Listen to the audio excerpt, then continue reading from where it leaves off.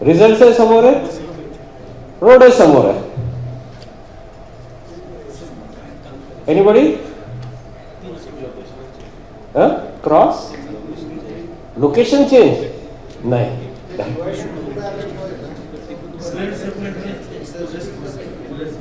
Okay, ते सांगितलं ना सर, काय झालं का अंडरपास, ओव्हरपास, फ्लायओव्हर सगळं सांगितलं. येस, आणखीन काय सर? आणखीन एनीबडी एल्स?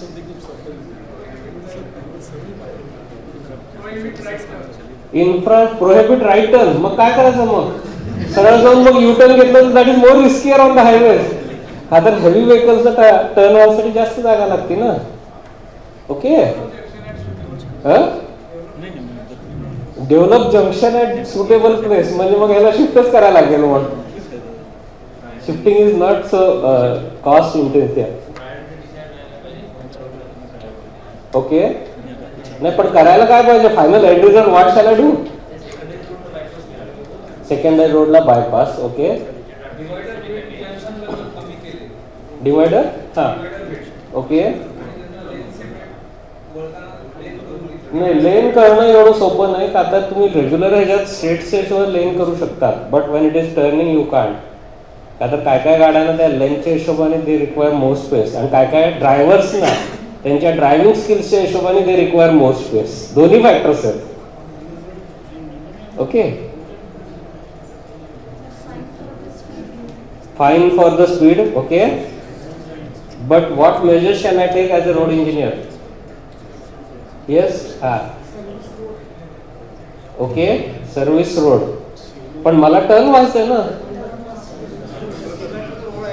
Yes sir. हा, काय? Provide rumblers. पण मला टर्न घ्यायचंय. रम्बलर्स आणखीन माझी स्पीड जाईल ना त्या रोडला. हा, या रोडला म्हणतात का? नाही, स्ट्रेट रोडला रम्बलर्स. ठीक आहे. ओके, हा, येस. रोडचं म्हणजे कुठला? हे जे इकडचा जो आहे हा का? हा, what you said the same thing. Do you know what is the correct answer? Yes sir. हा, signalling is the only option. Do you know out of all the participants only one participant has given absolutely correct answer, and please clap for him and please tell him sir. So that the island should be improved and turning radius should be improved of this side road. This is the main road. When the vehicle turns right side, the island is the problem because it's the angle of this turning radius and angle is acute, so that island should be on this side. As per geometric design should be improved. Yes. As per the norms. तिन्ही videos एकाच जंक्शनचे आहेत. Okay, आणि तिन्ही एकच प्रकारचा अपघात आहे. Whatever you have observed that is the root cause of analysis. गाड्यांचा अपघात कसा कसा झाला आणि त्यानंतर काय झालं. जसं स्पीड एक आलं, सिग्नल पाहिजे. These are the measures under the root cause. Nobody has focus on the true cause. ह्याचं खरं कारण काय? खरं कारण या पहिल्याच व्हिडिओमध्ये आहे. प्रश्न असा येतो की हे बसच्या ड्रायव्हरला एवढं का वाटलं की हा एक्स्ट्रीम लेफ्टला जाऊन टर्न घेतोय. दिस हे जो टर्न आहे, this is promoting for right turning traffic, but when is coming to this right, this is creating hindrance. ह्याला थोडस कट करून डिझाईन असं करायला पाहिजे की this should also get easy turn, आणि ते इथं होत नाही. That requires engineering solution. Okay, and that is a true cause I would say, and you require a true solution for that cause. Design मध्ये चेंज करायची गरज आहे. Okay, नाव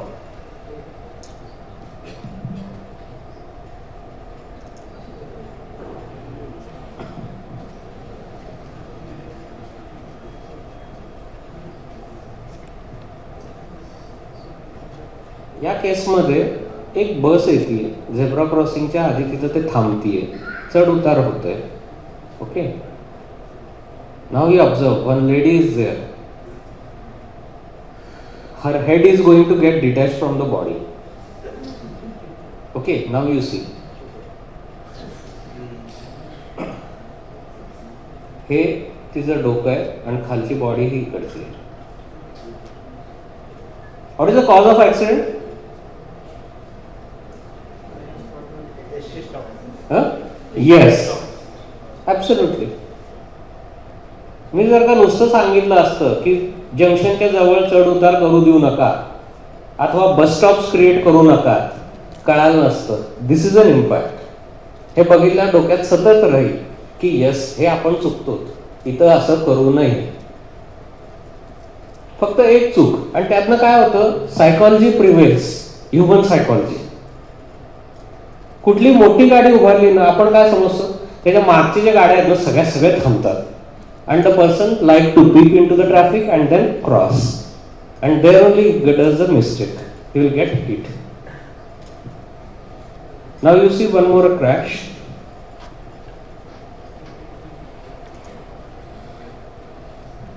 ह्याच्यात आता चौकाच्या बरोबर मध्ये थांबतात, इकडे नाही तिकडे नाही. Now you will see a person who is crossing the road will get a hit.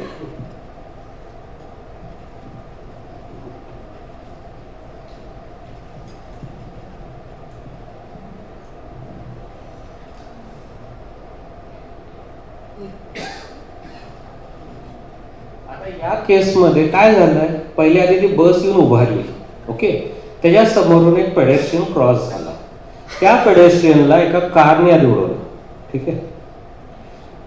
त्याच्या मागे जी असणारी गाडी आहे त्या मागच्या ड्रायव्हरला कळालं की यस पुढे अपघात झाला, त्याने पूर्ण ब्रेक दाबला आणि थांबला. पण जी तिसरी गाडी जी येणार होती त्याला माहिती झालं, त्यांनी जो इम्पॅक्ट या दुसऱ्या पुढच्या गाडीला दिला तो एवढा झाला की that second vehicle has gone over the victim and confirmed him death. असं आहे. मग ह्याच्यात रूट कॉज अनालिसिस मध्ये हे तिन्ही कारचे जे ड्रायव्हर्स आहेत दोज आर कल्पर्ट. पण खरा कल्पर्ट कोण आहे, बसचा ड्रायव्हर. हे का होत आहे, का तर boarding alerting is happening at the junction. This is wrong.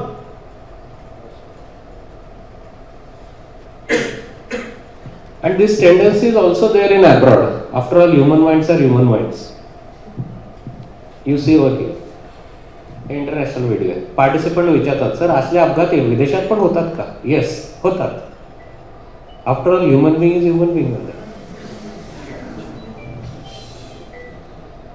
आणि आपल्यासारखं तिथं पण इमिडिएटली येत नाहीत measures. You require time.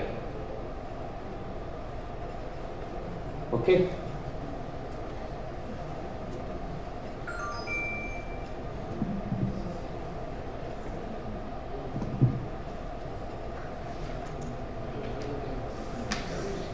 This is again a case of a signal jumping. हे सिग्नल मगाशी काही जण म्हणत होते ना, signal is not the major sometimes. You need to be cautious. आणि त्याच करता भारत सरकारने ऑलरेडी वॉरंट दिलेले आहेत, which most of us are not aware. का दिलेत वॉरंट्स? त्याचं कारण हे. आता ह्याच्यात बघा, इथं ऑलरेडी रेड सिग्नल आहे. नाव यू ऑब्झर्व. मी जे मगाशी म्हणलं होतं ना, लोकांना थांबायची इच्छा नाही 2 मिनिटं, सिग्नल जम्पिंग करतात. त्याचं कारण हे. त्याच्यापेक्षा ना त्यांना थांबत जावं म्हणतो मी. 10 मिनिटं थांबवा, पैसे नाही घ्यायचे, नुसतं थांबवा. That will suffice the problem.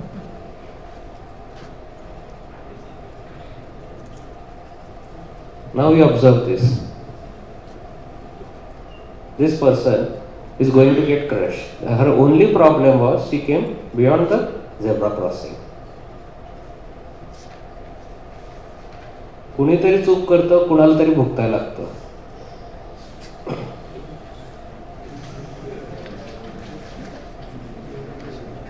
Okay. नाव हे असे जे घटना आहेत हे विदेशात पण होतात.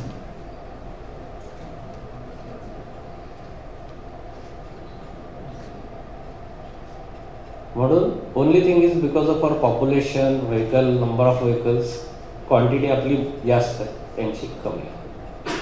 But the type of accident or type of crash remains same.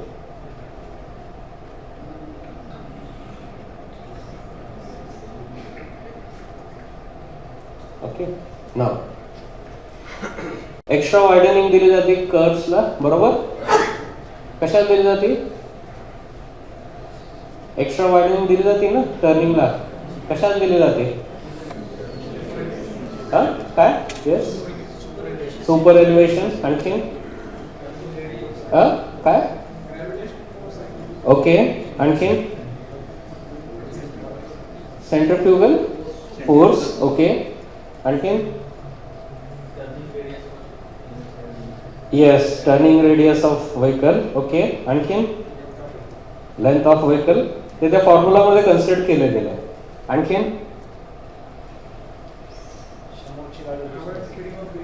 Avoid skidding of vehicle. Okay, ठीक आहे. समोरची गाडी दिसण्यासाठी. ओके, ठीक आहे. हा तेच व्हेकल, ठीक आहे.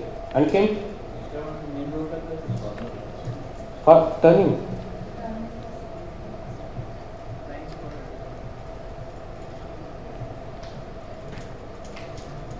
Extra widening is actually given for two things. One is त्या कॅल्क्युलेशन मध्ये जर का बघितलं ना त्या फॉर्म्युला सकट दिलेले आहे.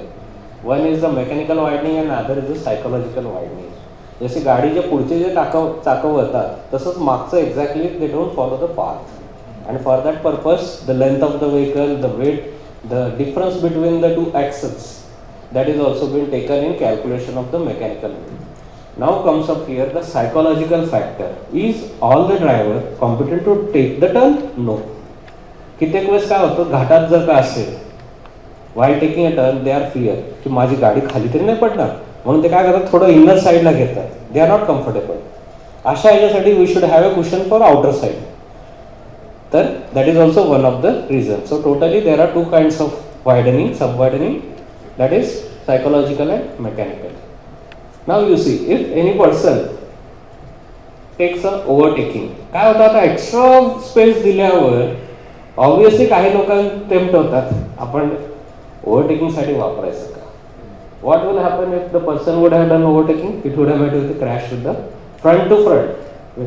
Crash झाला असता. Now you see the video.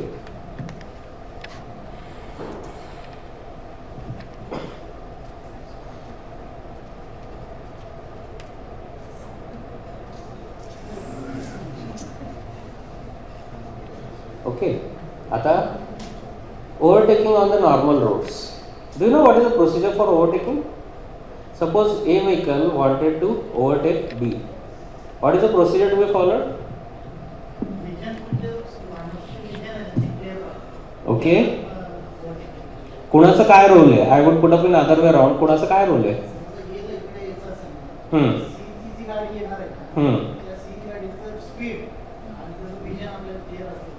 Okay, कुणाला, ए ला का बी ला? Okay,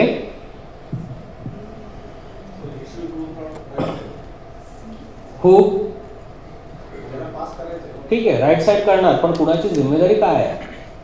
that is also defined in road डिझाईनच्या ह्याच्यात. हा एक घटक आहे, त्यातला महत्वाचा घटक आहे विच एव्हरीबडी ओव्हरलुक्स. कन्सिडर्ड होतो पण ते कळत नाही की हे का केलंय, का तर कुणाची काय रेस्पॉन्सिबिलिटी हे त्याच्यानेच फिक्स होती.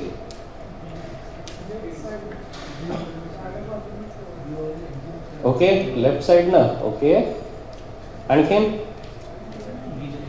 लेफ्ट साइड ना अलाउड आहे का ओव्हरटेकिंग?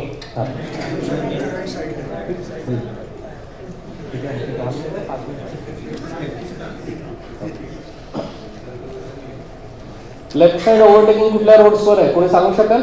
रिसेंटली मेमोरिटीचं गायडन्स आलेलं आहे. Left side overtaking is allowed but on which lane, which roads? Multi lane. Absolutely, please clap for it. That is only possible on multiple lanes, not on the 2-lane or single lane roads. Now coming to our fact, what is the, how will you overtake? तुमच्या design of road you are considering these factors. You are designing the road, but the problem is you don't know. What is the responsibility of A? What is the responsibility of B? कुणी? ठीक आहे, A नी signal दिला पाहिजे आणि त्यानंतर what is the responsibility of B? B should pass him, पण तो देतो का? तिथपासूनच सुरुवात होती आणि ज्या क्रॅश होतं ना, बी कुठंच नसतो. प्रॉब्लेम तिथपासून स्टार्ट होतो. कसं आहे, आता ए ला बी ला ओव्हरटेक करून पुढे जायचं आहे. Okay, the rule is A should give indication to the B that I wanted to overtake. खरा रोल अथवा खरं कारण ज्याच्यामुळे अपघात होतो तो आहे हा B. B plays a very vital role. का तर ए ला माहिती नाही की पुढची जागा किती आहे पहिलं. ओके, कुणाला माहिती आहे? फक्त बी ला. अपोजिट डायरेक्शनची गाडी येते, ह्याची स्पीड कुणाला जजमेंट चांगलं येणार? बी ला. मग ए काय, बी काय करतो, आधी तरी मला पास होतं थांबा, मग मीच आधी ओळखतो, स्पीड आधी स्वतःच वाढवतो, आणि then he creates block between B and D. मग what is left over to A? A काय करतो? बघतो, he will get into this and try to do it on its own, and there he gets into the trouble. आणि ज्यावेळेस अपघात होतात ना, त्यात दोन प्रकारचे अपघातच टिपिकल होतात. बघितलं की म्हणजे कारण सांगू शकतो, ही इज रेस्पॉन्सिबल, आणि काय स्पीड असेल हे पण एक जजमेंट येतं. का तर काय होतं, ज्या वेळेस फ्रंट टू फ्रंट झालं ना, त्यावेळेस अंदाज येतो की it is because of the इनएडिक्वेट space, आणि ए ला थोडा पण वेळ नाही मिळाला आणि डायरेक्टली फ्रंटल इम्पॅक्ट होतात. आणि ज्या वेळेस इम्पॅक्ट इथं कुठेतरी झालेला असतो ना, त्यावेळेस ए ला नाही तर सी ला थोडा वेळ मिळालेला असतो. का? लॉजिकली विचार करा, you can go into this. Okay, what is the option left for A? Steer towards right. आणि हा काय करेल? सी लेफ्टला नाही वळवता येत त्याला गाडी, ही कांट होल्ड ऑल्सो. त्याचा सिनारी एकदमच डिफरंट असतो. मग what he will do? He will steer towards left. म्हणून कॉर्नरला ज्यावेळेस जेव्हा अपघात होतात ना, that will lead to the crash. असे दोन प्रकारचे टिपिकल अपघात होत असतात.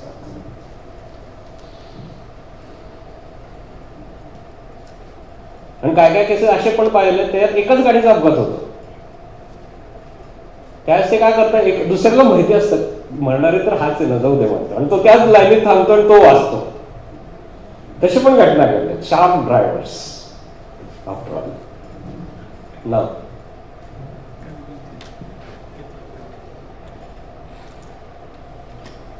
ओव्हरटेकिंग करणाऱ्या गाडीला ओव्हरटेक करणार आहेत, एक्सपर्ट आहेत ना.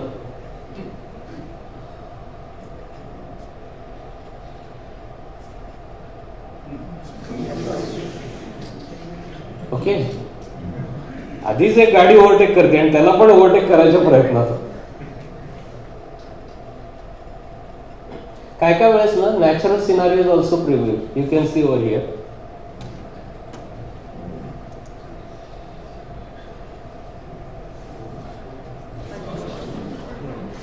ओके, अँड देन काय काय जण नॅचरल सिनारियोला क्रॅश. Extra talent.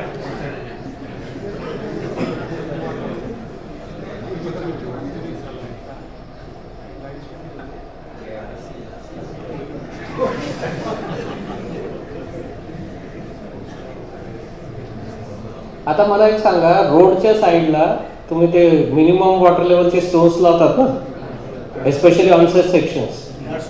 हा, तर ते का लावतात? त्याचा उद्देश काय? लेवलची माहिती देतात. Absolutely right. पण ती लेवल दिसल्यानंतर can a heavy vehicle get into it? तर हे कळत नाही, आणि त्यासाठी तुम्ही ऍक्च्युली माहिती परत पाहिजे. And there is no information about it. To just run away the complete vehicle or to move the vehicle off road from the road, you require minimum of 3 to 4 centimeter of water. बास आहे. एका ट्रकला घेऊन जायसाठी तेवढं water level बास आहे. आता ते काय करतं, कम्प्लीट गाडीच्या खालनं जातं, लिफ्ट करतं. लिफ्ट झाली की मग गेली मग गाडी. पण ह्याचं महत्व कोणाला माहिती नाही. काय काय लोक काय समजतात, मग ह्यांचं टू व्हीलर आहे, हा काय टू व्हीलर आहे, मी काय हेवी व्हेकल ड्रायव्हर आहे, हेवी व्हेकल, आणि त्यांना वाटतं की माझी गाडी स्टेबल आहे. नाही जातं. ओके, नाव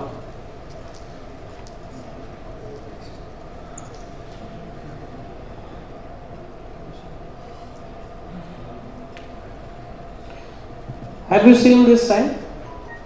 पहिले तरी आहे left side restricted, right side restricted. Okay, 2 sign लावले, पैसे आहेत, ठीक आहे, मानलं. पण तिथं पाहिजे काय? ह्याच्या आणखीन एक एक्स्ट्रा ऑर्डिनरी केअर म्हणून आणखीन एक साईन लावली त्याच्या आधी, असं करू. ओके, अशी साईन आहे का? आणि वर क्रॉसचा सिम्बॉल दिला आहे. म्हणजे काय? Left is restricted, right is restricted. त्याच्यापेक्षाही मग इथं काय करायला पाहिजे? Yes yes, absolutely correct. Just one वेचा लिहा ना बोर्ड. आता हे पण काय सांगायची गरज आहे का? लेफ्ट साइड रिस्ट्रिक्टेड आहे, राईट साइड रिस्ट्रिक्टेड, मग राहिलं काय? स्ट्रेट. वन वेचा लावा ना सर. ओके, काही काही ठिकाणी ना कॉन्सेप्ट आणि सिंपल कॉन्सेप्ट मध्ये फरक असतो. कॉन्सेप्ट आहे तिथं लावायची, माहिती द्यायला पाहिजे, पण ते कसं द्यायचं हे पण महत्वाचं. त्यासाठी सिंपल कॉन्सेप्ट महत्वाचे. ओके, नाउ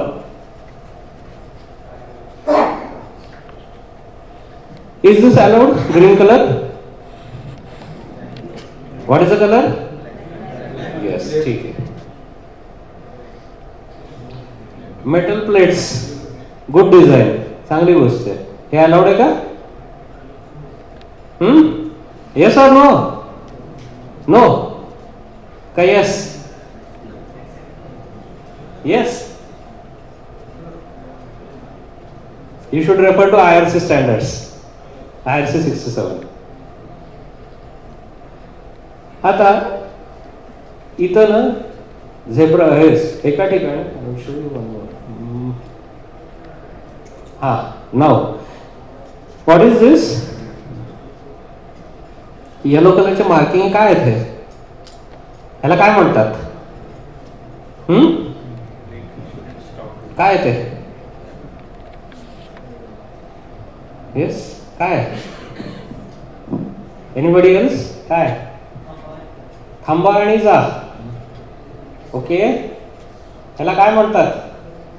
हे जे मार्किंग्स घातलेले त्या रस्त्यावर, ह्याला काय म्हणतात? Sir, can you guess? Anyone? What is called?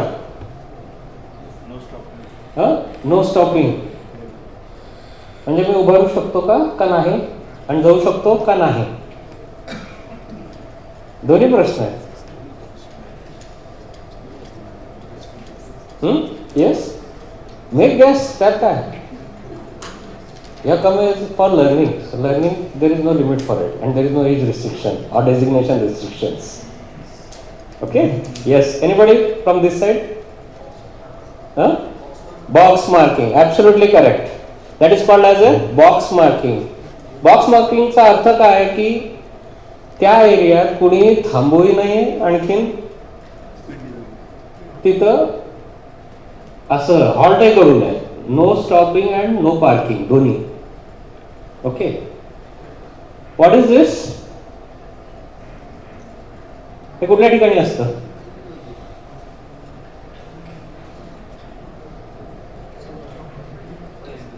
This is only found at one place in the India, that is Bangalore. What does that means? एक काम करतो, I will give you time. I will answer this question at last. Okay? You think it over that. Is this right way? Zebra crossing टाकलंय, पुढे restriction. आता हे सांगायची गरज आहे का? Yes. त्याच्यानंतर इथं पेडेस्ट्रियनच्या साठी क्रॉसिंगची सोय दिली आहे, but where is zebra crossing?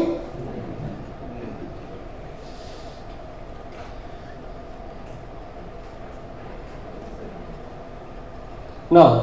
आता आपण ऐकलं असणार आयरलँडचा एक डाटा येतोय, right? Have you heard or not? Integrated road accident data. जर का कुठला एक क्रॅश झालेला असेल तर तो जो डाटा आहे कुठलाही, तो अपलोड केला जातो आयरॅडच्या सर्व्हरवर, आणि त्याच्यात प्रत्येक डिपार्टमेंटने आपलं आपलं काम करायचं. Police department will upload their information, motor vehicle department they will upload vehicle details and driver details, Road department, they are expected to show the design and all that factors. And then the analysis is going to be done. That's a separate issue. But right now the data collection procedure already started. And if anybody wants to know or how the things work, there is a office is also there wherein you can go and access. तुमच्या जागेतला म्हणजे त्या एरियातला किती अपघात झाले ते पण त्यातलं कळतात. इवन तुमचा डाटा नाही आला तर बाकीच्यांचे डाटा ऑलरेडी अपलोडेड असतात ते पण तुम्ही बघू शकता. And you are authorized to see that data. Now, from that data, you can see this is one of the accident spots. इथं काय केलं गेलं की या डाटाच्या बरोबर त्यांनी क्लासिफिकेशन केलं. नाईट टाइमला कुठल्या प्रकारचे अपघात होत आहेत, डे टाइमला कुठल्या प्रकारचे अपघात होत आहेत. Can you see any uniqueness in it from the data?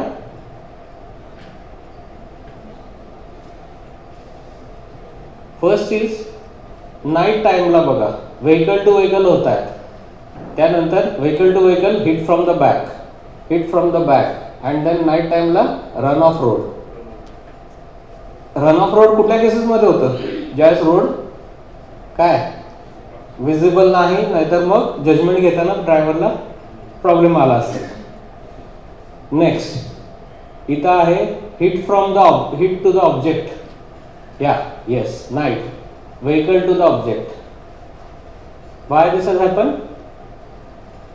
Not visible. आता कित्येक वेळेस ना टर्निंगच्या ठिकाणी we have a design changes, that is side distance च्या हिशोबाने चेंजेस करतात. ओके, प्रश्न असा आहे, दिस इज अ दिलेलं इथं स्पेस अशी एक्स्ट्रा. पण प्रॉब्लेम असा आहे की कॅल्क्युलेशन मध्ये अशा प्रकारच्या गाड्या ज्यावेळेस एक गाडी त्या ह्याच्यात एंटर झाली आहे, this is a worst case, this is a standard says that it should have a extra space which will be use by the vehicle for turning. प्रश्न असा आहे की त्यावेळेस जे टर्निंगच्या वेळेस असेल त्यावेळेस विजिबिलिटीचा इश्यू येऊ शकतो का? Yes. So for that purpose this design changes again taken place. Okay, this is अ काही वर्षापूर्वीचे डिझाईन्स मध्ये असे प्रॉब्लेम्स आढळले आणि त्यातनं सोल्युशन्स आलेले आहेत. That while planning you need to change certain designs. Now coming to the vehicle part of it, pillar 3 they should meet. आता मला एक सांगा गाड्यांच्या बद्दल, मग असे स्टार रेटिंगचं सांगितलं त्याने. गाड्यांच्या बद्दल there are 3 terms which are widely popular, that is RUPD, SUPD. म्हणजे याचा अर्थ काय कोणी सांगू शकाल? ऐकलंय कधी? RUPD stands for rear underrun protection device. आपण ट्रक्स बघितलेत, ट्रकच्या मागच्या बाजूला एक बार्स लावले असतात. ते कशाला असतात? दुसरे 2 व्हीलर त्याच्या खाली जाऊ नये. तसंच side underrun protection devices along the length of the vehicle it is provided. Now FDAS and FDSS, fire detection and alarm system and fire detection and suppression system, जे आग लागायची घटना होत्या त्यासाठी ही प्रोव्हिजन्स केले गेले, especially in the buses. Okay, इंजिनच्या त्या कंपार्टमेंटमध्येच तिथं स्प्रिंकलर्स हे कंपल्सरी केले गेले. Okay, now coming to the glass. ज्या दगडफेक होती काही वर्षांपूर्वी आपण बघितलं असाल, दगडफेक झालं की ड्रायव्हरला ते दगड हिट करायचे. आता तशी घटना घडतायत का? नाही. काय होतं? येस, दगड अथवा तो काच जो आहे बाहेरच्या बाजूला पडते, बरोबर? कसं काय होत आहे? तर त्यासाठी सेफ्टी नॉर्म्स डिझाईन केलेत आणि त्या हिशोबाने ग्लासचं पण टेस्टिंग होत असतं. त्याच्यात काय चेक केलं जातं? ग्लास टेस्टिंगला लावतात, वरून मेटलिक बॉल फेकतात. Metal ball at any cost should not pass through the glass. जर का तो पास झाला, ग्लास इज फेल. आणि त्याच्यानंतर length of the longest crack, length of the shortest crack, these things are also measured. Okay, now this is a blind spot. I will just keep it out. Now coming to the star rating. India मध्ये after almost 6 or 7 years, internationally there is a concept called GNCAP, Global National Car Accreditation Program, and such a concept is also going to come up in India. That concept is called as BNCAP, Bharat National Car Accreditation Program. आणि जी गाडी मगाशी त्या सरांनी सांगितलं, that is accredited by GNCAP. Okay, and that ratings is not for the saving fuel, it is basically for the safety. मग collision आहे, frontal impact असेल नाही तर साईड इम्पॅक्ट असेल, त्या हिशोबाने त्याचं रेटिंग असते. ओके, आणि त्याची अजून ते लॉन्च होणार आहे भारतात. त्याचं centre most likely it will be in Maharashtra, इधर ARI और CIT म्हणून असं ठरलेलं आहे. Let's see who will become.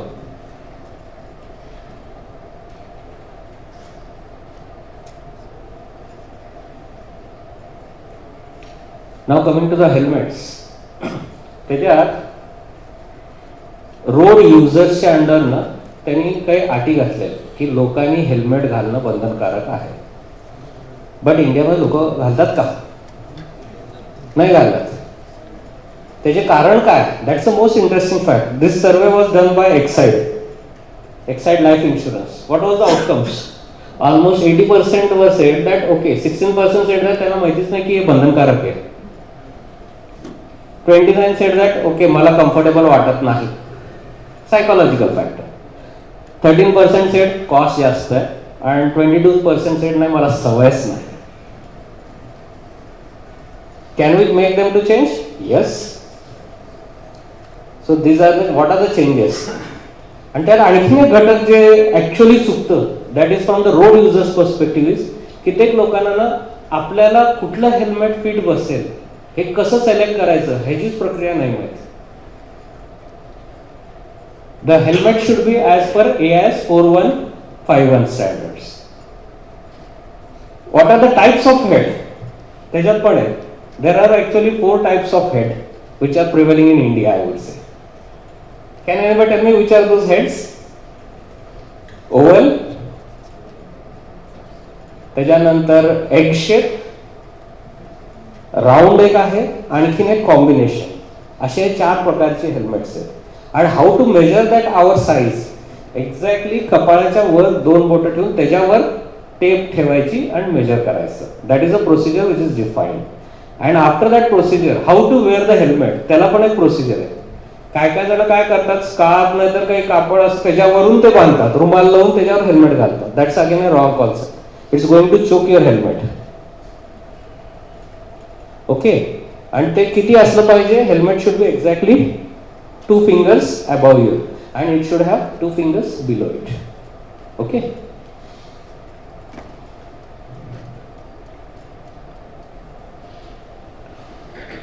This is the last slide of my PPT.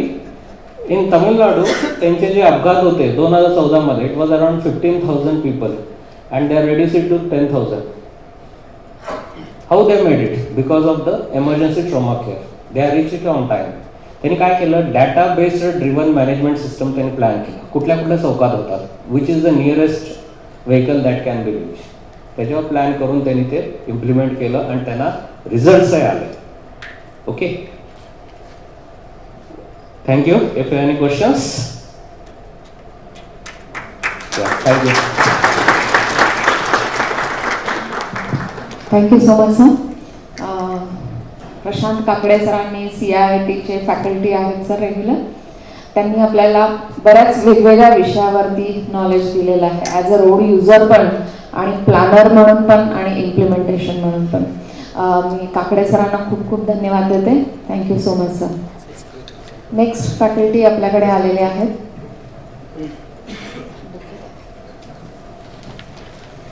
पुढचे फॅकल्टी आपल्याकडे आलेले आहेत इंजिनियर विकास पाटील सर. विकास पाटील हे प्रिन्सिपल कन्सल्टंट आहे सॅवी डिझायनर्स अँड कन्सल्टंटचे. थोडक्यात मी सरांची ओळख देईल की सर फॅकल्टी होते COEPमध्ये, आता सर फ्रीलान्सिंग काम करतात. आणि सगळ्यात महत्त्वाची एक सरांची ओळख आहे की चांदणी चौक आपल्या पुणेकरांना चांगलाच माहिती आहे. तर चांदणी चौकचं जे रिटेनिंग वॉलचं डिझायनिंग, प्लॅनिंग आणि इम्प्लिमेंटेशन सर बघतायत. तर काय प्रिन्सिपल असायला पाहिजे रिटेनिंग वॉलचे याच्याबद्दल थोडक्यात सर आपल्याला माहिती देतील. पण खूप टेक्निकली न जाता काय काय चुका घडतात किंवा काय गोष्टी आपण टाळू शकतो किंवा बेसिक कुठल्या गोष्टींचा विचार हा रिटेनिंग वॉल बांधताना, प्लॅनिंग करताना, डिझाईन करताना केला पाहिजे याच्याविषयी सर आपल्याला माहिती देतील. मी पाटील सरांचं स्वागत करायला लावते, DY पाटील सरांना. Diva Patil, Vijay Jogle sir, traffic planner Indian इन्फ्राटेकचे, त्यांचं स्वागत करतील. मी विकास पाटील सरांचं मनापासून स्वागत करते आणि till the lunch time sir आपल्याशी बोलतील. Feel free. खरं तर काकडे सरांना पण तुम्ही प्रश्न विचारायला हवे होते. सुरुवातीला CEO साहेब पण बोलले की मी त्याच्यासाठी नाही थांबत आहे की तुम्ही मोकळेपणाने सगळ्या गोष्टी विचारल्या पाहिजे, शंका विचारल्या पाहिजे. तर डेफिनेटली विचारा. आपण थोडं लेट रन करतोय, हरकत नाही, पण तुमच्या शंकांचं निरसन होणं महत्वाचं आहे. आपण वाटलं तर थोडासा लंच टाइम रिड्यूस करू. ठीक आहे, working. I think I take over no. फक्त मी तुमचे 20 मिनिटं घेणार आहे. 20 मिनिटापेक्षा जास्त वेळ जाणार नाही. फक्त 20 मिनिटासाठी माझ्यासाठी जस्ट इकडे प्लीज फोकस करा. आपल्या आजचा जो सेशन आहे त्याच्यातला पहिला पार्ट झाला तुमचा रोड सेफ्टी आणि second is a construction technique. तर टेक्निक संदर्भात बोलणार आहे. सर्वात महत्त्वाची गोष्ट म्हणजे आज पाटील सर समोर बसले, ज्यांना मी आज 20 वर्षानंतर मोर दॅन 20 इयर्स नंतर बघतोय. आणि मला असं वाटतं की जेव्हा मी COBला फॅकल्टी होतो त्यावेळेस सरांकडे तो पुणे चार्ज होता आमच्या COBतला मेंटेनन्सचा, त्यांच्या डिव्हिजनच्या अंडर वगैरे ते त्या संदर्भात आम्ही त्यांना मागे भेटलोय जो 20-25 वर्ष आले. आणि कदम सरांनी आज मला खास या कार्यक्रमासाठी बोलवलं. त्यांनी सांगितलं की just deliver the presentation over here. तर मी जास्त कुठला वेळ न घेता सांगतो की रिटर्निंग वॉल संदर्भात आपण एक 22 वर्षापूर्वी टेक्निक डेव्हलप केलेलं आहे. ते जे टेक्निक आहे त्यावेळेस मी COBमध्ये फॅकल्टी होतो आणि ते टेक्निक म्हणतात एखाद्या गोष्टीचा बाळाला जन्म दिल्यानंतर आज 22 वर्षानंतर ते बाळाचं स्टेटस काय आहे हे तुम्हाला सर्वांना ऐकायला आणि बघायला नक्की आवडेल. तर एक छोटंसं सोपं म्हणतात ना, रिटर्निंग वॉलमध्ये आम्ही जी काही डेव्हलपमेंट केलेली आहे, जे टेक्निक डेव्हलप केलेली, जे रिटर्निंग वॉलची डिझाईनची प्रोसिजर आम्ही डेव्हलप केलेली आहे, परत ती मॉडिफाय केलेली आहे. तर त्याच्यामध्ये काय होतं की कन्स्ट्रक्शन कॉस्ट जवळपास 25 ते 35% कमी होते.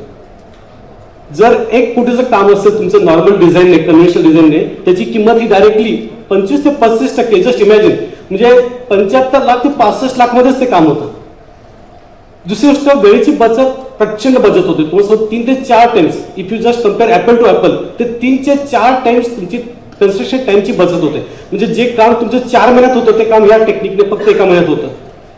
तिसरी गोष्ट, जी जागा लागते, स्पेस, ही स्पेस ही तुम्हाला डायरेक्टली दिसतं डिझाईनमध्ये. 50% स्पेस सेव्हिंग आहे. जी तुम्हाला जी जागा लागते नॉर्मल कोर्समध्ये त्याच्यापेक्षा 50% स्पेसमध्ये हे काम होतं.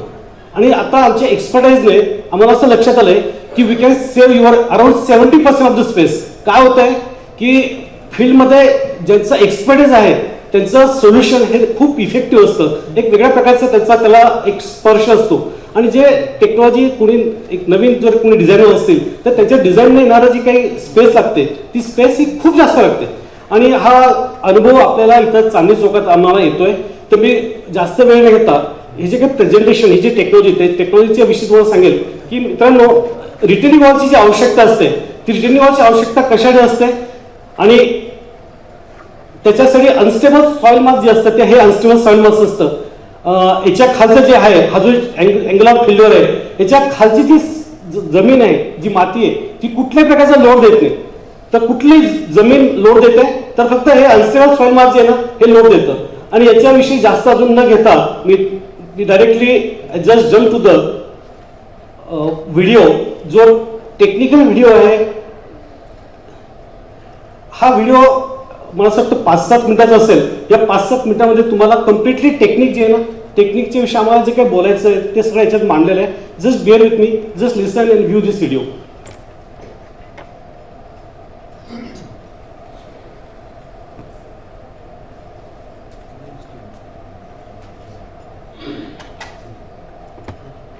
Once the location where the wall is to be constructed is finalized, based on the subsoil conditions and the height requirements, the depth of the foundation is decided. After excavation to the desired depth and preparing the base by applying leveling course, construction of the wall starts, wherein laying of base concrete is the first step. To explain the concept of Graviloft technology, the shear failure pattern that originates from the intersection of base concrete and retention surface is shown. Then, construction of wall is carried out in stages with the process of simultaneous backfilling. Once Once the construction of the wall reaches the designed height, an RCC loft is laid like casting of a raft on the already placed backfill. Now is the crux of this technology. The erection of this loft into the failure plane breaks the shear failure pattern, giving birth to a new shear failure plane, which originates from the intersection of the loft and the new retention surface. The balanced construction of the wall and backfilling is then carried out. In multi-loft graviloft construction, for heights of more than 6 to 7 meter, multiple gravilofts can be provided accordingly. This merit gives the graviloft technology utility for much greater heights. Interestingly, as the height of retention increases, the percentage of saving due to adoption of graviloft walls increases. When there is no loft, the lateral earth pressure diagram is a single triangle and base pressure distribution is triangular, giving more pressure intensity towards the toe. In graviloft technology for single loft, earth pressure is in the form of two reduced triangles and the pressure is either uniform or trapezoidal, which exploits the full bearing capacity of the foundation and eliminates the possibility of tilting or uneven settlement. The backfill, which is responsible for generating lateral thrust in graviloft walls, is unstable soil mass above the shear failure planes. ह्या व्हिडिओमध्ये जे technical सर्वात महत्त्वाचं अपेक्षित आहे ते सर्व याच्यात कव्हर केलेलं आहे आणि मला असं वाटतं याच्यापेक्षा वेगळं असं काय मला सांगायचं नव्हतं आणि काय व्हायचं की जेव्हा मी CUPतनं मी जेव्हा बाहेर पडलो आणि इंडस्ट्रीमध्ये आल्यानंतर म्हणतात आहे की obviously it is very obvious की जे प्रोफेशनल प्रॅक्टिशनर्स होते त्यांच्यासाठी एकदम धक्का होता कारण 25-30% कॉस्ट कमी झाली आणि त्याचं एखाद्याने ॲक्सेप्ट केलं तर मी एका ठिकाणी ॲक्सेप्ट होणार नाही, सगळे ॲक्सेप्ट करतील. मग त्यांच्यासाठी तो धक्का होता, त्यामुळे भरपूर रेजिस्टन्स आला मला, भरपूर प्रकारे मला याच्या बाबतीत क्रिटिसिझम ऐकावं लागलं, बऱ्याच प्रकारचे आरोप केले गेलेत आणि नंतर म्हणतात ना एखादी गोष्टी जेव्हा घडते ना उलटी तेव्हा त्यातलं काहीतरी चांगलं निघतं. जेव्हा मला सारखं बोलायचे प्रत्येक जे काही मी बोलायचो तेव्हा काही ते क्रॉस क्वेश्चनिंग व्हायचं आणि समटाईम्स डिमॉरलायझेशन व्हायचं. मग आम्ही काय केलं की ठीक आहे आता जे मला सांगायचं आहे ना ते वन टाइम सांगतो आणि ते रेकॉर्ड करून घेतो. So this is how we recorded, jotted आणि एव्हरीथिंग. म्हणजे त्याच्यात इतके टेक्निकल उगाच काहीतरी कन्फ्युजिंग क्वेश्चन करायचे आणि आता that was the game play. पण कसं की आम्ही त्यातलं अगदी म्हणतात ना खंबीरपणे आमचं म्हणणं मांडलं आणि ते रेकॉर्डला ठेवलं आणि हे जवळपास 2003 मध्ये केलेला व्हिडिओ आहे हा जसं तसं तुम्हाला दाखवला. बरं हे जे टेक्निक आहे ना हे टेक्निक तुम्हाला सांगितलं की 2000 साली आम्ही डेव्हलप केलेलं आहे. 2001 मध्ये पहिलं कन्स्ट्रक्शन झालं पुणे कॉर्पोरेशनमध्ये आणि आज 2022 मध्ये बरेच प्रोजेक्ट्स आलेले आहेत. तुम्हाला सांगतो की माझ्या मार्केटिंग विषयी काय बोलण्यापेक्षा मी तुम्हाला वाटतं टेक्निक विषयी सांगेल. तर ह्या टेक्नॉलॉजीने ना आपण जवळपास 15 मीटर हाईट पर्यंतचे वॉल प्रचंड म्हणजे किलोमीटरमध्ये काम केलं. तुम्ही म्हटलं एखादा रिटर्निंग वॉल म्हटलं तर प्रोजेक्ट तुम्हाला 100-200 मीटर म्हणजे असं माझं काय फार विशेष वाटत नाही. म्हणजे किलोमीटरमध्येच प्रोजेक्ट झाले पहिल्यापासून. तुम्हाला ठराविक प्रोजेक्ट जे तुम्हाला अपील होतील ते सांगायचं तर हा जो आपला MIDCचा जो तळेगावचा जो काही आहे ना फ्लोरिकल्चर पार्क जो आहे ना तिथे जवळपास 16 किलोमीटर लांबीची रिटर्निंग वॉल वन स्ट्रोक एका प्रोजेक्टला 16 kilometre height ranging from 2 metre to 9 metre तिथे आम्ही केलं. नंतर गव्हर्नमेंटचे नॅशनल हायवेचे प्रोजेक्ट केले, PWC केले, माझ्या बरेचशा सगळ्या गोष्टी रेकॉर्डला पण घेतलेल्या आहेत. प्रायव्हेट सेक्टरला याचा खूप मोठा फायदा झाला आणि मधला बराच काळ मी प्रायव्हेट सेक्टरमुळे आज मी कदाचित तुमच्या समोर उभा आहे हे मला सांगताना देखील काही असं संकुचितपणा करू नये. कारण प्रायव्हेट सेक्टर मला इतका जबरदस्त रिस्पॉन्स मिळाला कारण तिचा डायरेक्ट बेनिफिट होतो ना तो क्लायंट डायरेक्ट मला विचारतो, तो बाकीचे कुठले पॅरामीटर्स बघत नाही, तो म्हणजे की तुमचं सेव्हिंग येतो. बरं प्रश्न असा आहे की हे काय एक प्रोजेक्ट केल्याने संपला असं नाहीये, एक प्रोजेक्ट केला संपला असं नाही. माझ्याकडे आज गेल्या 12-13 वर्षापासून कंटिन्युअसली लोढा ग्रुपची ऑर्डर चालू आहेत. माझ्याकडे टाटा हाऊसिंगच्या कंटिन्युअस वेगवेगळ्या डेस्टिनेशनला वेगळ्या लोकेशनला ते नाशिक असू द्या, मुंबई असू द्या, लोणावळा असू द्या, पुणे असू द्या मी तिथं हे डिलिव्हर करतोय. या टेक्निक आपण जवळपास 15 ते 16 मीटर हाईटच्या वॉल आपण प्रचंड केल्यात. आणि काय झालं की 2016 मध्ये एका मल्टीनॅशनल कंपनीने ते अप्रोच मी आणि त्यांनी सांगितलं की सर आम्हाला त्यांची रिक्वायरमेंट होती 30 मीटरचं रिटेन्शन, 30 मीटर उंचीची रिटेनिंग त्यांना आवश्यकता होती. पहिल्यांदाच मी त्यांना सांगितलं की सर तुम्ही शक्यतो हा प्लॉट टाळा कारण विनाकारण 30 मीटरचा करायचा तुम्हाला दिसतं खर्च खूप कोट्यावधीमध्ये खर्च होतो. ते म्हटलं की सर आमचं हे आमच्या वास्तूनुसार ठरलेलं आहे आणि आम्हाला माहिती आहे की ते रिटेनिंग वॉल लागणार आहे आणि इथे आम्हाला ती करायची आणि हा खर्च काय असेल त्याचं तुम्ही डोंट बॉदर फॉर दॅट की ते करायचं. तर त्यांना ती 30 मीटरची रिटेनिंग वॉलची आवश्यकता होती म्हणून त्यांना मी सांगितलं की सर मी फक्त 15 मीटरचं केलेलं, माझ्याकडे 15च्या वरती 16 मीटरचं पण काम केल्याचं रेकॉर्ड नाहीये. स्टील दे बिलीव्ह. हा प्रायव्हेट सेक्टरची ताकद आहे.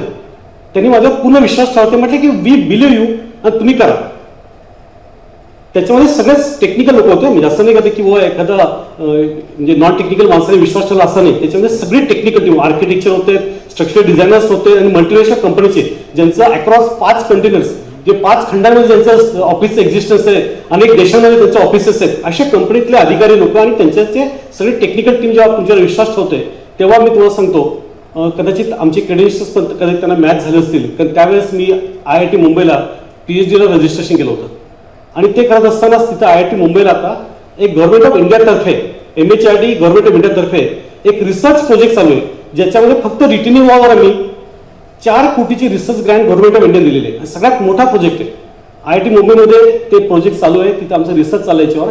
आणि त्या क्रेडेन्शियल्सवर त्यांनी माझ्यावर खूप खूप विश्वास ठेवला. तर त्यावेळेस विशेष असं होतं की आम्ही मार्केटमध्ये 50 वर्षाची वॉरंटी द्यायला लागलो. We is to ensure 50 years of warranty. जे तुम्ही टेक्निक नवीन आहे, तुम्ही आमच्यावर विश्वास ठेवतात, मग how to go ahead.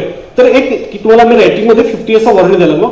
So प्रत्येक कॉर्पोरेट क्लायंटचं देखील जर सगळे पर्पज सॉल्व्ह झाले तर ते खूप त्यांनी आम्हाला आनंदाने त्यांनी स्वागत केलं.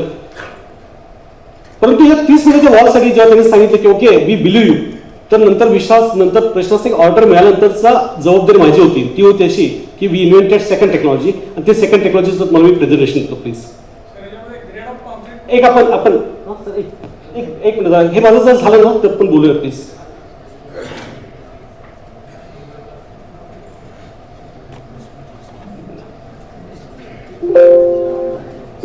एक मिनिट, कोणी मदत केली मला.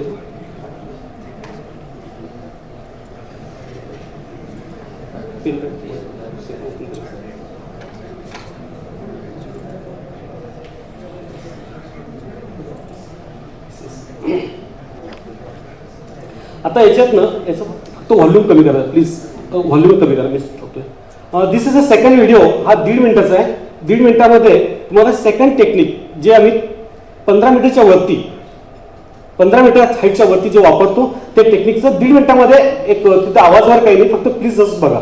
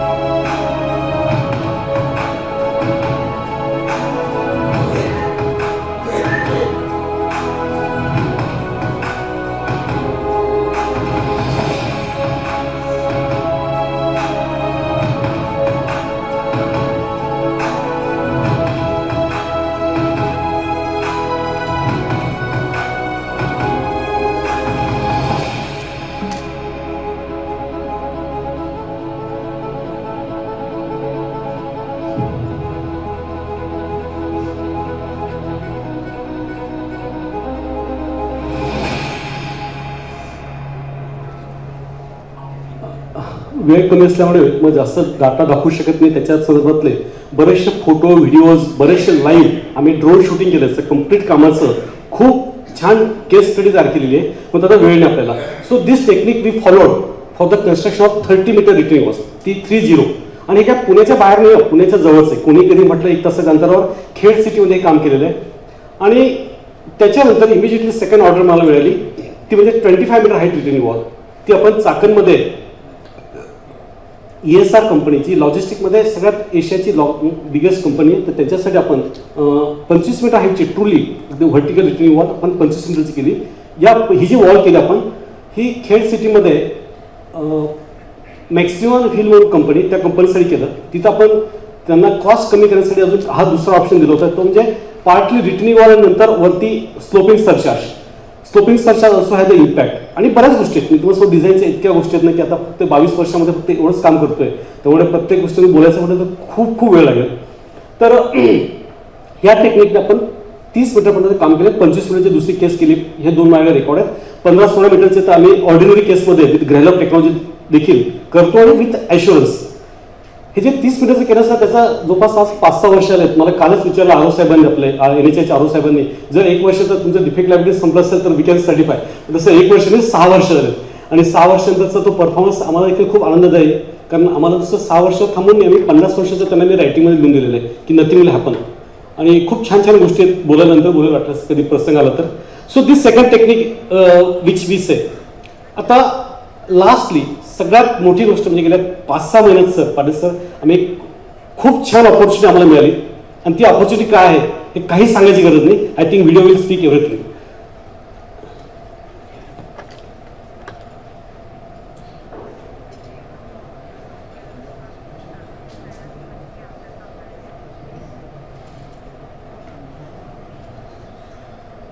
आवाज. Raj Bhavan, Mumbai is the official residence of the Governor of Maharashtra. It is located on the tip of Malabar Hill, South Mumbai, and is spread over 50 acres of land surrounded by the Arabian Sea. It has been a part of the historic Bombay Castle since the British era and has all the amenities as per the protocol required for the Governor of Maharashtra, including a helipad. This helipad has been built for a single helicopter.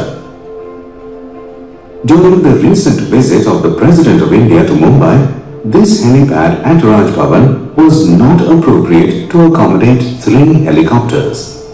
At present, the arrival of the President of India involves landing at the Mumbai domestic airport and then traveling by road to Raj Bhavan, which is 22 kilometers away. Considering the ongoing infrastructure works, metro, coastal road, etc. in Mumbai, this travel by road is highly inconvenient, unsafe and time-consuming. So, to explore the possibility of expansion of the existing helipad to accommodate 2 additional helicopters, the PWD Presidency Division opted for the opinion and conceptual feasibility from Messrs. Savi Designers and Consultants, Pune.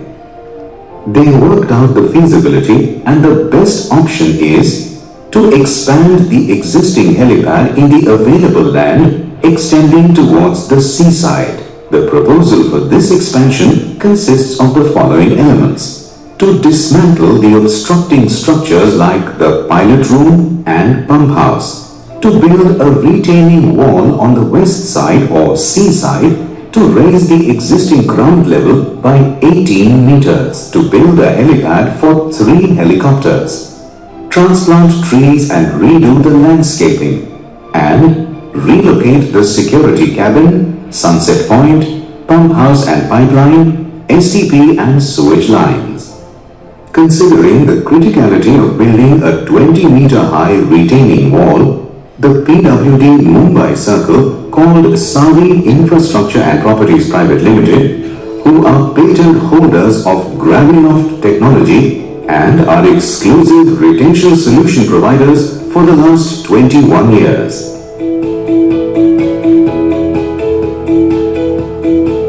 They had come up with a proposal for a 3-tier safety solution, namely Advanced Controlled Yielding Technique, Zero Pressure Concept, with due consideration of the importance and solidity or sound solution desired. In this technique, the retaining wall is designed for various factors of safety with Graviloft technology as the first tier of safety. In the second tier of safety, provision of the wraparound technique yields strength to the backfilled material, resulting in minimization of lateral thrust on the wall. In addition to this, provision of Geofoam EPS 150 between the Graviloft retaining wall and the wrapped around backfill will perform a buffer or cushion to create a zero pressure effect on the wall as the third tier of safety. This graphical presentation is to elaborate the methodology of construction as follows: excavation up to the hard strata or designed depth of foundation, laying bent concrete for leveling, Casting of the raft as per design. Casting of the first lift with provision of weep holes. Fix geocomposite as filter media for the first lift height backfill side. Place geofoam, EPS, laying of a geogrid and geotextile. Backfilling in layers to a height of 1 meter, watering and compacting to the desired density. Wrap around the geogrid and geotextile. Repeat the procedure for placing geofoam to the second loft. Cast the RCC loft as per design. Repeat the procedure with casting of the next lift of the wall to achieve the desired height of the proposed retaining wall. After the construction of the retaining wall, all activities to develop the helipad can be taken up with the conventional methodology. The 3-tier safety solution. The advanced controlled yielding technique using Graviloft technology will ensure the timely construction of a spacious, safe, secure, durable and reliable helipad for the Raj Bhavan in Mumbai. Thank you. गेल्या 22 वर्षामध्ये मला खरंच सांगायला खूप आवडेल की ज्या बाळाला जन्म दिला आणि मधल्या काळामध्ये जेव्हा बाळाची डेव्हलप होत असताना किती जपावं लागतं, त्या वेदना देखील कधीतरी प्रसंग येईल तर मी तो देखील एक सेशन ठेवेल. पण ते बाळाला जपल्यानंतर आज माझं बाळ इतकं छान मोठं होऊन आज परफॉर्म करत आहे की तुम्हाला सांगायला आज डिपार्टमेंटचे सगळे लोक आहेत. हे जे प्रपोजल आहे हे फक्त कसं झालं तुम्हाला सांगतो. हे लेटेस्ट प्रपोजल की राज्यपालांनी सांगितलं, राष्ट्रपती आले होते, ते म्हटले की इथं 3 हेलिपॅड, कारण त्यांचं जर तिथं लँडिंग व्हायचं असेल हेलिकॉप्टर तर ते सिंगल नाही. राष्ट्रपती आले तर त्यांच्या प्रोटोकॉलनुसार त्यांचे 3 हेलिकॉप्टर्स असतात एका वेळेस. ते म्हटले की इथं तुम्ही ह्या पे प्रोविजन करू. यांनी सांगितलं पीडब्ल्यूच्या एसीना म्हणजे एसीनं सांगितलं, ते म्हटले की SS आहे you just make the arrangement. आणि एसीना म्हणतात ना युवाने त्यांना आमच्याविषयी माहिती होती, त्यांनी आम्हाला बोलवलं आणि संपूर्ण प्रपोजल त्यांचं फक्त एकच वाक्य की हे असं करायचं आहे. हे संपूर्ण प्रपोजल आपण तयार केलं आणि हे तयार केल्यानंतर तुम्हाला सहज सांगायला खूप आवडेल. याच्यावर इतकं डिटेलिंग केलं आम्ही की एका दिवशी जेव्हा मी प्रपोजल घेऊन गेलो मुंबईला त्यावेळेस ज्युनियर इंजिनियरपासून डेप्युटी इंजिनियरपासून एक्झिक्युटिव्ह इंजिनियर AC सगळ्यांना दाखवल्यानंतर सगळ्यांच्या मान्यतेने ते सेक्रेटरी टू गव्हर्नर जे असतात ना त्यांना दाखवल्यानंतर पर्सनल सेक्रेटरी टू गव्हर्नर त्यांना दाखवलं आणि ते म्हटलं की आता गव्हर्नर सर आहेत तर आपण तुम्हाला दाखवतो. एका म्हणजे गव्हर्नमेंट सेक्टरमध्ये असं होऊ शकतं का बघा तुम्ही. एका सेकंड हाफमध्ये सगळ्या घडामोडी झाल्या. 3 नंतर संध्याकाळी 5:30 वाजता गव्हर्नर साहेबांनी प्रेझेंटेशन बघितलं आणि त्यांनी करेक्शन सांगितलेत आणि विथ दोज करेक्शन्स ते म्हटलं की जस्ट ब्रिंग अगेन. ते म्हटलं की तुम्ही सगळ्यांचे नाव टाकलेत. प्रेसिडेंट आम्ही गव्हर्नर कुछ बोलाय किती लेखाही नाव नाही घेतो तर तुम्हाला सांगतो की तो उल्लेख केला. आणि दुसरी गोष्ट ते ही टेक्नॉलॉजी स्वतः AC सरांनी CE सरांनी आणि म्हणतात ना आपल्या सेक्रेटरी सरांनी यांनी खूप चांगल्या प्रकारे प्रेझेंट करून ही टेक्नॉलॉजी मान्य केली. एका दिवसात असं होऊ शकतं का तर नक्कीच जर प्रॉडक्ट चांगला असेल तुमचे व्हील्स तुमची जर म्हणतात तयारी करायची जर चांगली मनापासून असेल तर ते होऊ शकतं. तर हे प्रेझेंटेशन एका दिवसात झालेलं आहे. एका दिवसात आमचं सगळ्या गोष्टी अप्रूव्ह झाल्या. 2 सिटिंगमध्ये गव्हर्नर साहेबांनी प्रोजेक्ट अप्रूव्ह केला.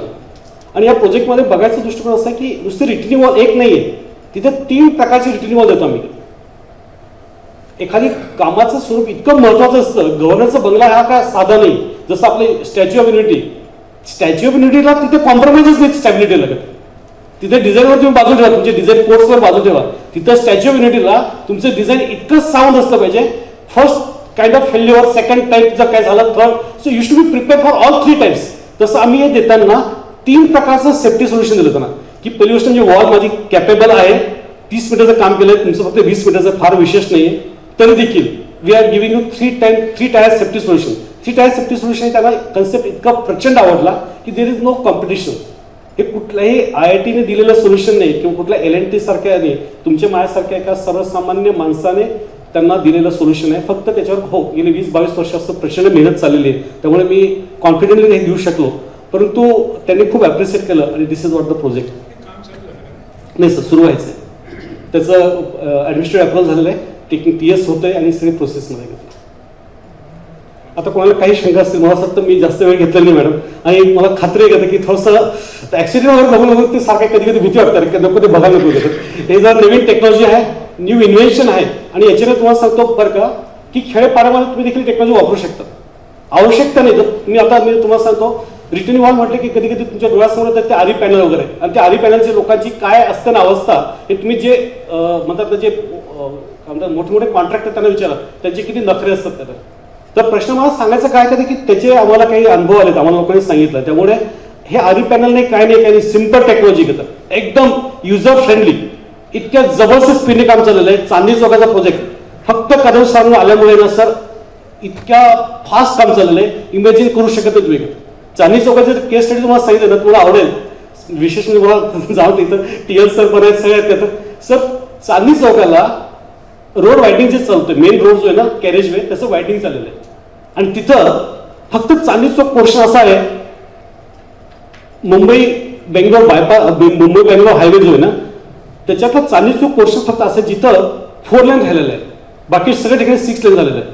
त्यामुळे ट्रॅफिक कंजेशन हे म्हणून स्वाभाविक आहे. म्हणजे तुम्ही एकदम बॉटलनेकच होतो तिथं चांदणी चौकात. तर तिथे जे मेन कॅरेज वे वायडिंगसाठी अडचण तिथे काय बेसिक अडचण आहे काय तिथं की चांदणी चौक हा पोर्शन असा आहे की तिथं ओरिजिनल ग्राउंड लेवलपेक्षा चांदणी चौकाची एक्झिस्टिंग जी रोड लेवल आहे ना ही जवळपास 5, 7, 8 मीटर वरती आहे. तिथे त्यांनी रिटर्न वॉल केलेले आहेत, जागेचा प्रचंड तुटवडा आहे तिथं. आणि अशा परिस्थितीमध्ये मेन कॅरेज वे वाढवायचं तर त्यांना सगळ्यात मोठं भव्य दिव्य कोणाच ते सोल्युशन सापडत नव्हतं. मग आम्ही सोल्युशन घेऊन गेलो. सोल्युशन घेऊन गेलं तर 8-10 महिन्यापूर्वी, ही गोष्ट 10 महिने 1 वर्षापूर्वीची सोल्युशन दिलं, सगळं झालं. आणि मग कन्सल्टन्सी सगळ्या प्रकारचे की मी आर्थोड इंजिनियर आहे आणि हा सगळा प्रोजेक्ट म्हणजे मला गव्हर्नमेंट ऑफ इंडियाने मला देऊन टाकलेला आहे. अशा पद्धतीने आम्हाला सगळे एफर्ट झालेत. IIT मुंबईने अप्रूव्ह केलं, IIT इंदोरने अप्रूव्ह केलं, तरी म्हटलं की नाही मला पॉवर आहे, मी नाही साईन करत. ठीक आहे बाबा, आम्ही प्रयत्न केले, सोडून दिले का तर 8 महिने सोडून दिले, लक्ष दिलं नाही. आणि कदम सर आले तरी कदम सर म्हटले की क्या प्रॉब्लेम आहे, आओ इधर बैठो सामने. सगळ्या IITला बोलवलं नाही का, आणि काय असेल नसेल अक्रॉस द टेबल डिस्कशन करा. तुमचे कन्सर्न काय असतील ना, तुम्हाला डाऊट काय असतील ना, तुम्ही इथं बोला, कागदावर काहीतरी नुसतं रंगू नका. तुम्हाला सांगतो फक्त कदम सरांच्या इनिशिएटिव्हमुळे हा प्रोजेक्ट थ्रू झाला. सांगायला पाहिजे, जे आहेत ते आहेत, ज्यांची क्रेडिट्स आहेत ते तयार पाहिजे, त्यांच्यामुळे झाला. आणि आज परिस्थिती अशी आहे, प्रोजेक्ट पळतोय. अदरवाईज आम्ही 8 महिने नव्हतो ना तर काही झालं नव्हतं. तिथलं वैशिष्ट्य तुम्हाला सांगतो चांदणी चौकाचं वायडिंग मध्ये 8 मीटर हाईटला कन्व्हेन्शनल वॉल, तिथं आरी वॉल तर शक्यच नाही. कन्व्हेन्शनल RCC वॉलची 8 मीटर हाईटला बेसविड्थ येते 6 मीटर, आणि ग्रॅव्हलॉकची बेसविड्थ येते 2.25 मीटर. हे मी डाटा बोलतोय, रेकॉर्डवर बोलतो. आता मी जे बोलतोय तुम्हाला रेकॉर्डवर बोलतोय. 6 मीटर कुठे आणि 2.25 येते. 2.25 करायचं म्हटलं, आमच्या वॉलने करायचं म्हटलं तर देखील जो 4 लेन आहे त्यापैकी एका साईडला 2 लेन आहे, तर 2 लेन पैकी 1 लेन बंद होते. 1 लेन बंद होते तरी देखील. आणि जर समजा 2.25 च्या 6 मीटर असेल तर इमॅजिन करा संपूर्ण रस्ता ब्लॉक होतोय, कामच होत नव्हतं. हे झालं पहिलं नाटक. पहिलं नाटक संपलं त्यांचं, आम्ही बरंचसं काम संपवलं तिकडे. दुसरं आलं तिथे एका लोकेशनला 17 मीटर हाईटची वॉल आहे. आणि आपण म्हणतो कधी कधी सर्वसामान्यपणे बातमी गेलीच पाहिजे. 3 वर्षापासून डिझाईन दिली नाही, कन्सल्टन्सने कुठलंही डिझाईन दिलं नाही. प्रॉब्लेम असं आहे की तुम्हाला बोलायला खूप सोपं वाटतं का, तर जेव्हा परिस्थिती येते ना तेव्हा कळतं का. तर 17 मीटर डिझाईन देऊ शकले, कंडिशन्स इतक्या डेंजर आहे तिथं, साईड कंडिशन्स, जागाच नाही तिथं. 17 मीटर सर आपली बेसविड्थ तिथे 3.5 मीटर विथ 3.5 मीटर बेसविड्थ आपण काम सुरू केलंय. आम्ही आता जवळपास 3.5-4 मीटर हाईट पण आम्ही वरती वॉल उचलली पण येतात. जे काम अतिशय गाजत वाजत म्हणतात. आणि म्हणून मी कधी कधी असं मी बऱ्याच वेळेस काळजी घेतो, सरांना माहिती आहे मी कधीही तुमच्या चाकरीने खेळचे फोटो टाकले नाहीत, नाव पण टाकले नाहीत, परंतु चांदणी चौकाचं मी हमखास टाकतो. कारण काय म्हणतात कधी कधी म्हणतात की नजर लागेल, इथं नजर काय, इथं मांजरच कापली गेली का तर, म्हणजे मला एखादी गोष्ट इतकी झालेली आहे का तर की त्याला तर काय व्हायचा प्रश्न येत नाही. त्यामुळे तो मी बिंदासपणे एक मेन्शन करत असतो. चांदणी चौकात प्रोजेक्टला आपण 17 मीटर हाईटची वॉल, कदाचित NHI मध्ये या गोष्टीचं खूप रेकॉर्ड केलं गेलेलं आहे. आणि इव्हन RO ऑफिस बेंगलोरने त्याची दखल घेऊन त्यांनी मला तिथे बोलवलं होतं. आणि माननीय आपले चेअरमॅन मॅडम जे आहेत ना त्यांच्यासमोर माझं आपले NHIच्या जे चेअरमॅन मॅडम आहेत त्यांच्यासमोर प्रेझेंटेशन झालं आणि खूप छान प्रकारे पांडे सरांनी वगैरे ॲप्रिशिएट केलं. एनिवे 20 मिनिटापेक्षा जास्त घेतलं. अति इंटरेस्टिंग आहे, कोणी उठून जात नाही. तर ना अतिशय छान अशी टेक्नॉलॉजी आहे. आपण सोल्युशन नुसतं आम्ही आता माझं फोकस टार्गेट फक्त लहान 2-5 मीटर रिटर्निंग वॉल फक्त बिझनेस येणे. My dream is that my son is coming up from US. जगातल्या 4 नंबरच्या विद्यापीठातनं मेरिटने तो पास होऊन इथे येतोय आणि त्याला स्वप्न दिलंय की तुला जगभर फक्त प्रत्येक जगामध्ये प्रत्येक देशात प्रत्येक कॉर्नरला फक्त भिंत बांधायचंय. तुला काय पैसे कमवायची गरज नाही तुला. तुला इथे मोदी सरकारने भरपूर तुला कमवून दिले. तुला जे करायचं ते फक्त आता प्रत्येक देशाच्या प्रत्येक कॉर्नरला एक भिंत झाली पाहिजे बस डायलॉगची. This is the motto, this is the mission. आणि with this mission we are really working. याच्यामध्ये माझं आता हाय रिटेन्शनला खूप म्हणजे my focus is on the high retention. जिथं मस्त की आम्ही इतक्या प्रकारची सेफ्टी बोलतोय. परवा माझं कुठेतरी स्पीच झालं ते मी सांगितलं होतं ना की रिटेनिंग वॉलमध्ये तुम्ही they should not be fear about the design. Retaining wall म्हणजे एकदम सेफच वाटलं पाहिजे तुम्हाला. असं फेल्युअर की ब्लॉक निघतात हे काय चाललंय. दिस इज नॉट एक्सपेक्टेड. आणि त्याचा होणारे जे लॉसेस आहेत ना सर, तुम्हाला डिपार्टमेंटला माहिती असेल किती लाखों कोटीमध्ये होतात नुकसान. तर हे व्हायलाच नको. फक्त त्यासाठी हे जे आम्ही म्हणतो 2 टायर सिस्टीम 3 टायर सिस्टीम ते just try to follow this. Public money आपण वाया घालायचं काही गरज नाही. आपण जर व्यवस्थित सोल्युशन वापरून होऊ शकतं. आपल्या टेक्नॉलॉजी सर 25% 30% जेव्हा सेव्हिंग होत होतं तेव्हा मला कॅल्क्युलेशनचे 2-4 बेसिक्सचा कॅल्क्युलेशन करावं लागत होते. ते मी थांबवलं आणि प्रायव्हेट सेक्टरला एंट्री केल्यानंतर मला रेड कार्पेट ट्रीटमेंट मिळाली. आणि तिथे जे सुटलोय आता की आता सगळे डिझाईन कॅल्क्युलेशन्स आहेत सर्व काय हे सगळं एव्हरीथिंग इज ऑन रेकॉर्ड. परंतु त्रास कमी झाला आता का तर खूप छान टेक्निक आहे. तुम्हाला पुढे जर कधी कोणाला गरज पडली रिटेनिंग वॉल संदर्भात तर आम्ही तुम्हाला मदतीला आहोत. Yes sir. तुम्हाला काय सर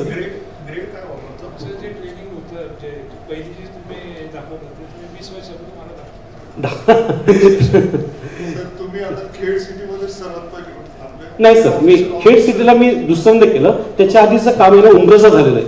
आपण केलं होतं हा सर. ते आम्ही असताना 10 वर्ष झाले की सर. तुमच्यासोबत तर बरंच. Yes sir yes. हां अबाउट ग्रेड कॉन्क्रीट. आता ग्रेड कॉन्क्रीट ऐकायचं असेल तुम्हाला ओपन म्हणून ऐका. मी माझी बोलतोय ही टेक्नॉलॉजी जी आहे ना याच्यामध्ये ही ग्रॅव्हिटी वॉल आहे. ग्रॅव्हिटी वॉल म्हणजे काय, या वॉलचं रिटेन्शन जे आहे ना हे बाय सेल्फ वेट वजन. आता कुठल्याही आपल्या ग्रॅव्हिटी वॉलला काय कॉन्क्रीटची ग्रेड असते तुम्ही सांगा मला. आधीच आपण युसॅकमध्ये वॉल आपल्या ग्रॅव्हिटी असायच्या ज्याला तिथं थोडक्यात काय तुमचं वजन एवढं जबरदस्त असलं पाहिजे की ते wall with that weight retention should observe. ही आपली टेक्नॉलॉजी त्या प्रकारची आहे. त्यामुळे ग्रेड ऑफ कॉन्क्रीट तुम्ही समजू शकता इज ओनली नॉमिनल. तर त्याचं कॉन्क्रीटचं वजन आम्ही डिझाईनमध्ये घेतो.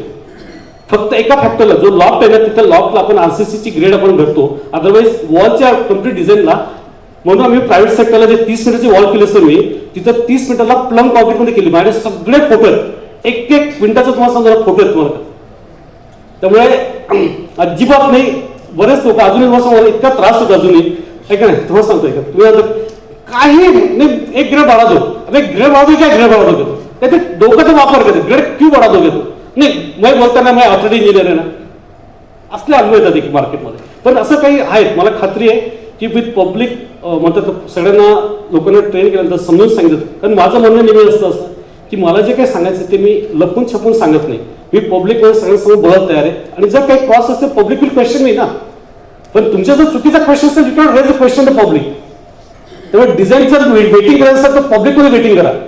असं या माझ्या कॅबिनमध्ये असं वेटिंग नको घेत. येस. त्यामुळे कॉन्क्रीट ग्रेड आहे ना M15 आता मी सध्या वापरतोय. प्रायव्हेट सेक्टरला मी प्लम कॉन्क्रीटमध्ये काम करतो. मी तुम्हाला ओपनली सांगतो काही गोष्टी क्लिअर शेअर करतो की प्रायव्हेट सेक्टरला प्रचंड मला बेनिफिट आहे. गव्हर्नमेंट सेक्टरला मी जे करतोय it is just for sake of say की गव्हर्नमेंटचे मोठे प्रोजेक्ट्स तिथे चालत म्हणून.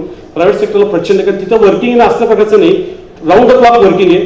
आणि त्या पठडीत तयार झाल्यामुळे प्रायव्हेट सेक्टरच्या पठडीत आमचं वर्किंग झाल्यामुळे इथे कदम साहेब खूप कौतुक करतात. कारण सगळे 7 वाजता लोक सुरू होतात. रात्री 2 पर्यंत रात्री काम चालतं. सगळे 7 वाजता लोक डॉट 7ला काम सुरू असतं.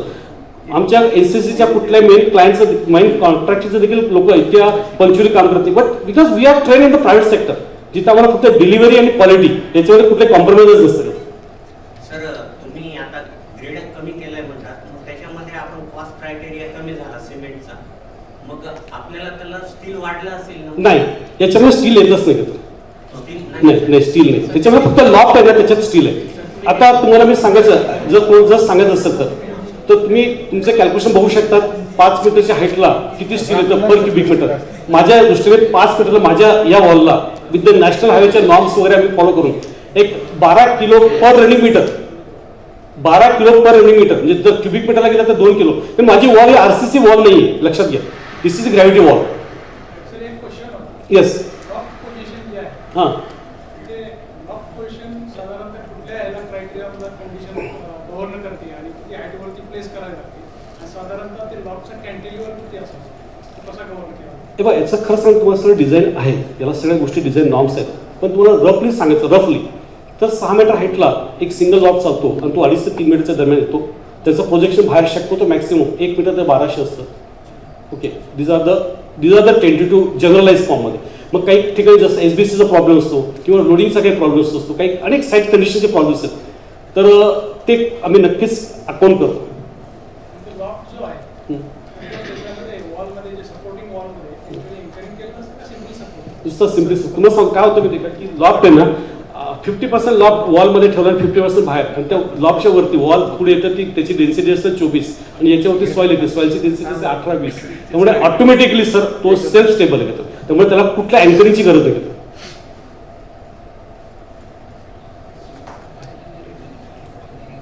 गेल्या 22 वर्षामध्ये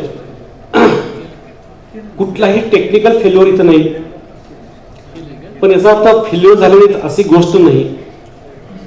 तुम्हाला 2 केसेस मी सांगेल आणि मला सांगायला नक्की आवडेल का. तर पहिली केस झाली होती ती पुण्यातच आपल्या महिंद्राच्या तिथं ते आपलं कुठला ते एरिया तो आपला महिंद्राचा एरिया जो कनेक्ट झालेला आहे इकडे IT सेक्टर बघा, IT पार्ट तो नाही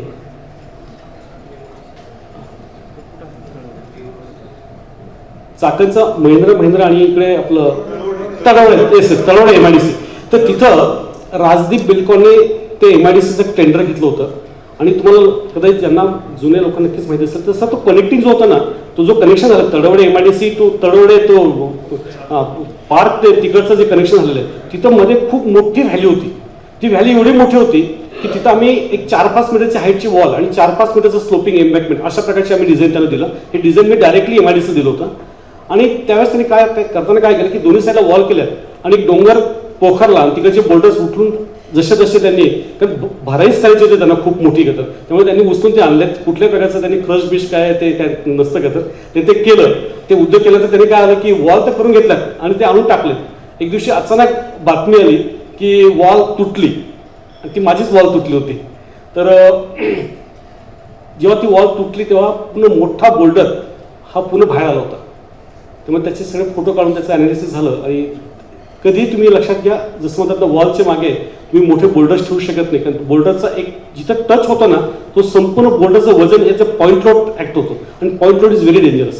त्यामुळे तुम्हाला स्वतः ती एक घटना घडली की जिथं माझं डिझाईनचं काहीच नव्हतं, टेक्निकल माझं काहीच चूक नव्हतं. इव्हन त्यांनी स्लोप पण जो होता वरचा जो आम्ही जो स्लोपिंग सर्चार्ज होता तो 2 हॉरिझॉन्टल टू 1 व्हर्टिकल असायला पाहिजे होता. ते डिझाईनमध्ये दिलं होतं त्यांनी 2 व्हर्टिकल टू 1 हॉरिझॉन्टल केला होता. So that was all investigated आणि तिथं ते झालं. So this is 1 case of failure. Second case झाली होती की न्यू बॉम्बेला दिल्ली पब्लिक स्कूल त्यांनी ही आपली वॉल नाल्याच्या कडेला केली होती आणि तिथं ढगफुटी झाली आणि त्यांना सांगत होते काय होतं ते इतकं दुर्लक्ष हे इन्फ्रास्ट्रक्चरकडे किंवा वॉलकडे तर काही अजिबात लक्ष देतं नसतं. आणि ते त्यांना सांगत होते की तुम्ही हार्ड स्टार्टावर रेस्ट करा. जी वॉल हार्ड स्टार्टावर होती ती राहिली, जी वॉल सॉफ्ट स्टार्टावर ठेवली होती तिथं स्कॉरिंग झाली. स्कॉरिंग हा जो इफेक्ट असतो म्हणजे तुम्ही जरी समजा नाल्याच्या खाली तुम्ही 1-1.5 मीटर टाकले असेल तर स्कॉरिंगमुळे तुमचं संपूर्ण नाला बेड ते स्कॉर करतं आणि वॉल अचानक म्हणजे त्याच्या आधी ना वॉल झाली 2-3 वर्षानंतर त्याच्या मागे कॉन्क्रीट रोड केला, मस्त रोलिंग केलं. आता याच्यापेक्षा जो लोड काय ना वॉलला बॅक्टेरियासाठी लोड काय ना, परंतु ते नाल्यामध्ये स्कॉरिंग झाल्यामुळे संपूर्ण वॉल ओव्हरनाईट पूर्ण कोलॅप्स झाली होती. तर that was a failure. So scouring हे देखील खूप महत्त्वाचा इफेक्ट आहे. तर ह्या 2 गोष्टी आहेत आणि ह्या सगळ्या गोष्टीचा फायदा अनुभव मला ह्या डिझाईनमध्ये काम करताना विशेष म्हणजे आम्ही जे आता मला तुम्हाला दाखवता येत नाही वेळेच्या अभावी आपण लोढा ग्रुपचं खूप मोठं काम करतोय. संपूर्ण पलावा सिटी किलोमीटरमध्ये लांबीचे वॉल्स आपण केलेले आहेत जिथं समुद्राचं पाणी येतं आणि त्या पाणी आपल्या त्या ह्याच्यात येऊ नये त्या स्कीममध्ये येऊ नये म्हणून त्या वॉल्स केलेल्या आहेत अलॉंग द पेरिफेरी. आणि असं बरेच मोठमोठे प्रोजेक्ट केले त्याच्यात छान अनुभव आलेत त्याच्यात आणि लोकांचे रिपोर्ट पण चांगले आहेत. विशेष म्हणजे मला प्रायव्हेट सेक्टरच्या ॲप्रिसिएशनमुळे मला गव्हर्नमेंट साईडला जास्त जायची गरज पडली नाही. बट रिसेंटली गव्हर्नमेंट साईडला पण आता खूप बदल व्हायला लागला. मला सांगायला देखील आवडेल की कदम सर हे खरंच सो टेक्नो फ्रेंडली आहेत ना, जे by heart he is working.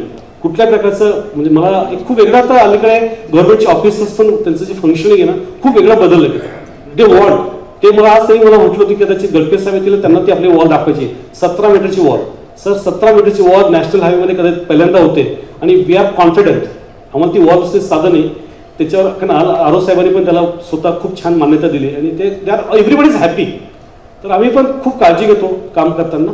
तर सर ते 17 मीटर उंचीची जी आहे वॉल घेत आहे आपण, तर त्याची रनिंग मीटरला कॉस्ट किती येते आपली? रनिंग मीटरची कॉस्ट ही आता तो असो का प्रॉफिट हाय असतं आमचं. मला जगायचं आहे तुम्हाला सांगतो, कारण खाली तुमचे 5-6 मीटरपर्यंत तुम्ही हिशोब करता हो, नंतर हिशोब तुमचे बंद होतात. जिथं तुमचे हिशोब बंद होतात तिथं आमचं सुरू होतं ते. पण अदरवाईज तुम्ही जर विचारलं मला, जर तुम्ही मला खर्च विचारला तर तुम्हाला सांगेल म्हणतात ना की अंदाजे 10,000 ते 12,000 रुपये पर स्क्वेअर मीटर पेक्षा जास्त या नको. Where we charge very high. Openly सांगतो. मी शासनाचा प्रतिनिधी म्हणून मला आहे ना पैसे लिमिटेड असतात, म्हणून मला तो विचार करावा लागेल ना सर. परंतु रिस्क पण आमची असते की, रिस्क पण आमची असते की.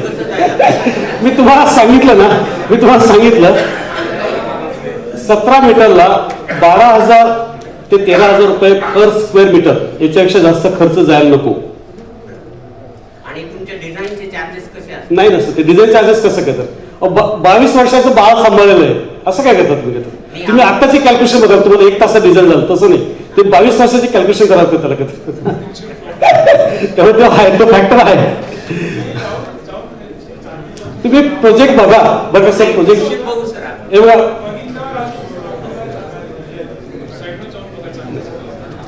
निश्चित बघू सर आम्ही, आणि तुमच्या ऑफिसला पण भेट देऊ. नक्कीच सर, नक्कीच या मोस्ट वेलकम. आम्हाला मुळशीला अशी एक वॉल बांधायची आहे, शासनाचं आहे, तर तिथे थोडा आम्हाला कन्सेशन द्या, म्हणजे आम्ही तो.